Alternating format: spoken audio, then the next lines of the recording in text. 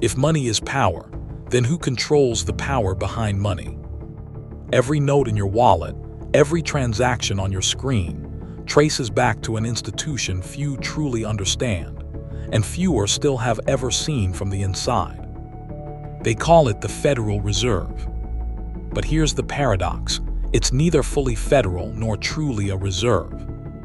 Behind its marble columns lies a system born in secrecy, shaped by fear, ambition, and a single night on a remote island over a century ago. A night that would quietly redefine the modern world.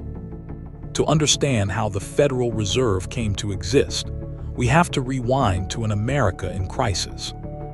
It's 1907. Wall Street is collapsing. Banks are failing. Panic spreads like wildfire through the streets of New York. Ordinary people line up outside shuttered banks, desperate to withdraw their savings. The nation's money supply, fragile and decentralized, begins to vanish overnight. In the chaos, one man steps forward: J.P. Morgan, the most powerful financier of his time.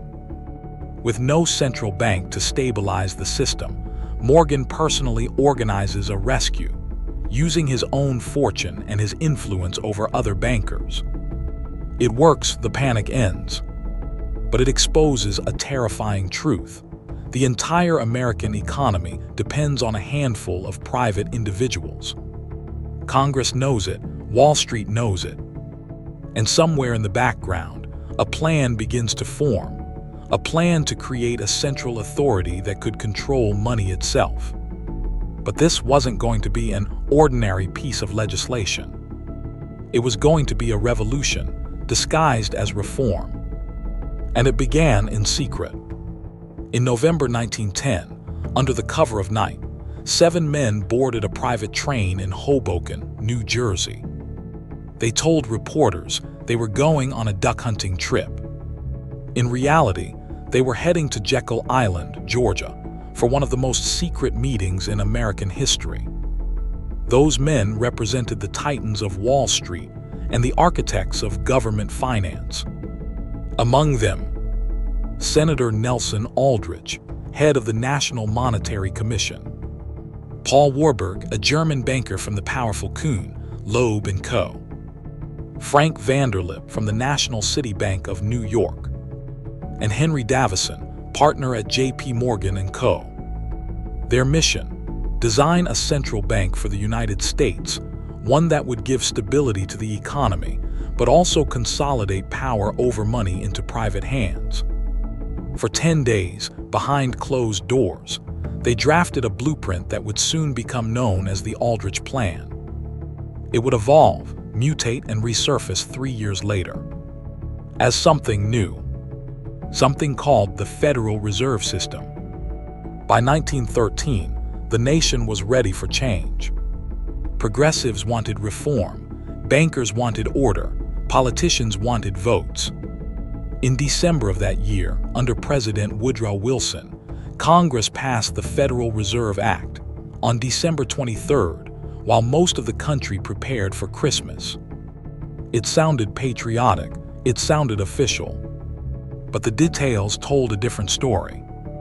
The Federal Reserve was structured as a hybrid, part public, part private. It would consist of 12 regional banks, each owned by private member banks, but governed by a central board in Washington. In theory, it was designed to stabilize the economy. In practice, it created a permanent alliance between the government and the nation's most powerful financial institutions. The United States had finally established a lender of last resort, but at a cost. Over the decades that followed, the Fed would become both savior and suspect. During the Great Depression, it was blamed for tightening credit when the nation needed liquidity. In World War II, it became a crucial arm of government finance, enabling massive war spending through controlled interest rates. And by the 1970s, after President Nixon ended the gold standard, the Federal Reserve's power expanded beyond anything its founders could have imagined. For the first time, money was no longer backed by gold, but by trust. The dollar became a promise, and the Federal Reserve became the guardian of that promise. It could now create money with the stroke of a keyboard, controlling the flow of credit, the rise of inflation, and the cost of debt for an entire nation. Every boom, every bust, every crisis from 1929 to 2008 has deep roots in the Fed's decisions. Its meetings, held behind closed doors, can move markets across the world. A single sentence from its chairperson can reshape global wealth overnight. But this power comes with a paradox. Because while the Federal Reserve was built to prevent crises, it has also learned to use them. Each time the system breaks, the Fed steps in with new authority. More tools, more control, more reach. After the 2008 financial crisis, it became the ultimate market maker, buying trillions in assets, lowering rates to zero, and effectively deciding which institutions lived and which died.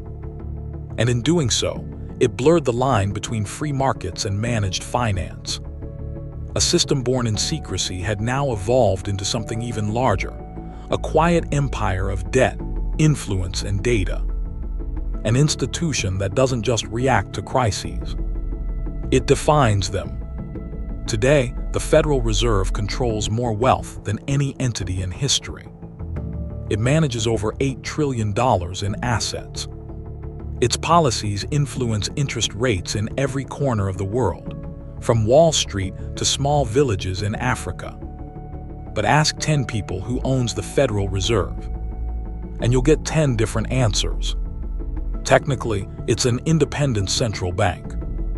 In reality, it's a network where public policy and private power meet in the shadows. It's accountable but not elected, influential but rarely challenged, transparent but only when convenient. Over a century after that meeting on Jekyll Island, the same questions remain. Who truly benefits when money is created from nothing? When every dollar is born as debt, owed to the very system that issues it? Perhaps the greatest secret of the Federal Reserve isn't hidden in its vaults or minutes, but in the illusion that money itself is neutral. Because money at its core is a story, a shared belief, and those who write that story shape the world. In 1913, 7 men designed a system to stabilize the economy. But what they truly created was a machine of control. A machine that still hums beneath every transaction, every loan, every market rise and fall. And as long as that machine exists, silently dictating the rhythm of our lives, the real question will always remain: who controls the controllers?